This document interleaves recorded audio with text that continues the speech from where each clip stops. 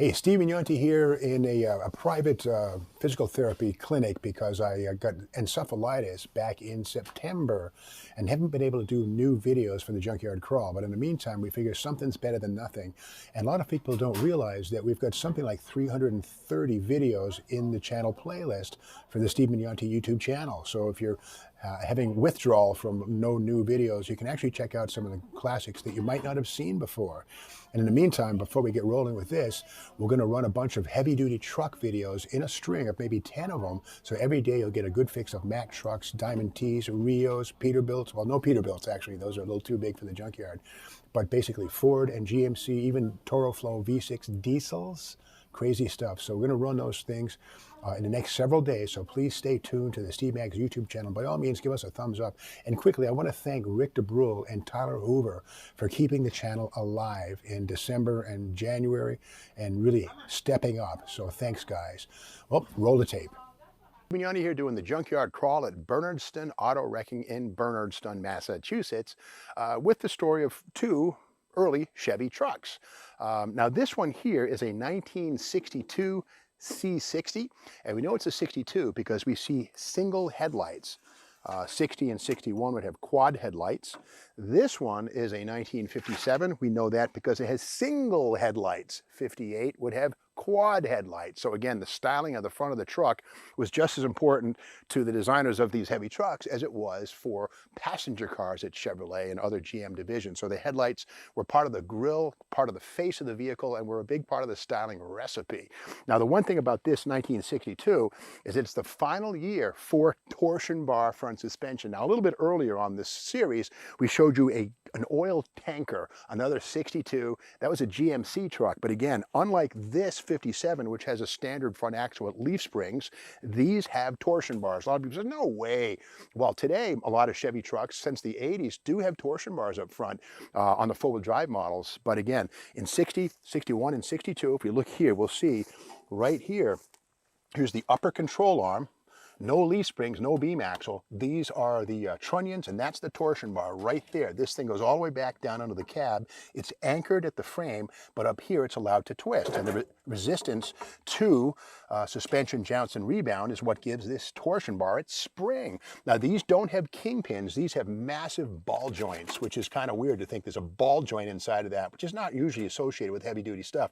Now, this one is a heavy, heavy piece. These were also available in half-ton pickups, but that 5 cast into this thing tells us this is a 5-ton item, probably for assembly line stuff. The pickup trucks had a stamped steel piece, but that's a forging, the 5-tonner, for the heavy-duty 60 series truck. Now, these were also available up to the 80 series truck, the torsion bars, but for 63, these went away to make room for the more conventional leaf springs and beam axles. Now, this is an unusual truck here. This is what's called an LCF, or low cab forward. It's stubbier, and this is basically not quite a cab over, but not a straight truck or conventional type truck here. And these were big with people driving in the city. And this is a 1957 fleet owner data book. Again, this was printed in 1957. And inside of this, we have a great ad from Chevrolet on their new 57 Task Force trucks. Now, this styling cycle began in 55. But again, as we scan our way to the right and down to the bottom, we see those LCF, or low cab forward, pickup trucks. Now, here's the thing. 55 was the first year for an optional V8 in a Chevy truck or a GMC truck. Now, while GMC used Pontiac and Oldsmobile V8s, Chevrolet used Chevrolet V8s. Now, this could have had a 348, the W motor, the big block in 1958, the first big block. But on this one, we see the original air filter. We'll trade places here. And on this one, we'll open the door, and inside, here's the air filter, air cleaner. Now, this one here is an oil bath. Again, heavy duty, and unlike a paper filament, these do a better job for a longer time of keeping the air clean in a really dirty environment, like, you know, the sand pit or in a city, the grit. And again, so unlike a paper element, these things do a little better job. But with that said, this one has a very small hole, so this was definitely on top of a 2-barrel carburetor, which tells us probably the 283 small block 2-barrel. The 348 would have been a 4-barrel with a much larger air cleaner base. But inside this one, we see radio delete. The faceplate's gone, but the buttons right there block off where the on-off and the volume and the tuning stuff would have gone right there. So radio delete. This would have been a manual transmission truck. You can see the stick shift hole in the floor, the pedals are there. And again, a pretty austere vehicle.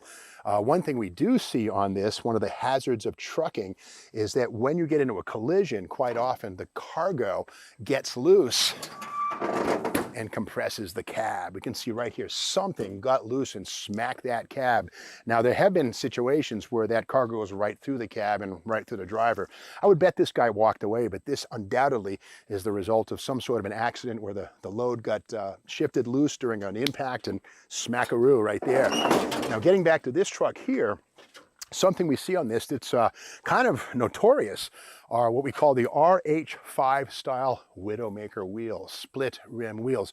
Now, when you see a wheel like this, and inside this middle part here, when you see a raised area, this right here, that tells you you're dealing with a two-piece rim.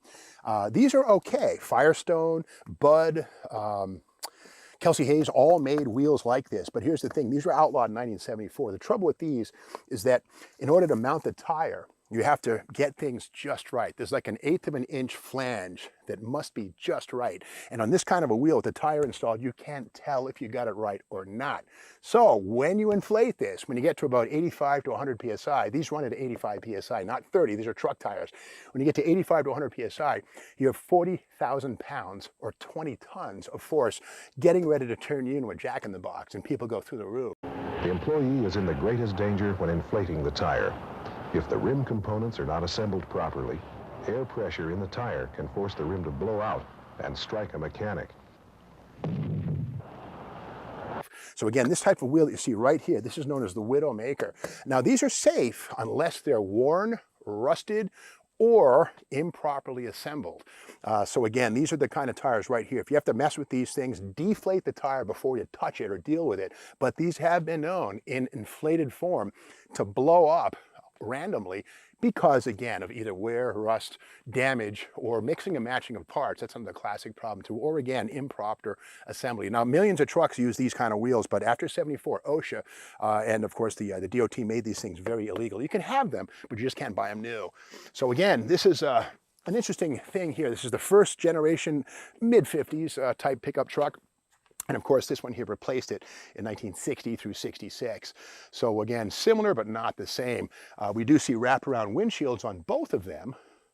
But again, this one here, far more aggressive, and what we call a dog leg right here on both of them. And the trouble with the dog leg is that when you open the door, in some cases you can smack your knees on this protrusion, whereas a more conventional slanted A-pillar, which is what came along in 67 on Chevy pickup trucks, was, well, no more dog leg.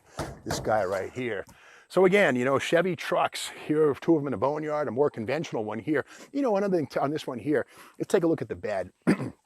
Now, this one has a Chevy or a Dodge pickup truck frame sitting on top of its heavy-duty frame. It's just simply a matter of junkyard convenience, but this is worthy of note. This is the rear drum brake on this 57 6400 series Chevy low cab forward truck. We notice this one here is a dually type, and look at this. It's like, what's wrong with these wheel studs?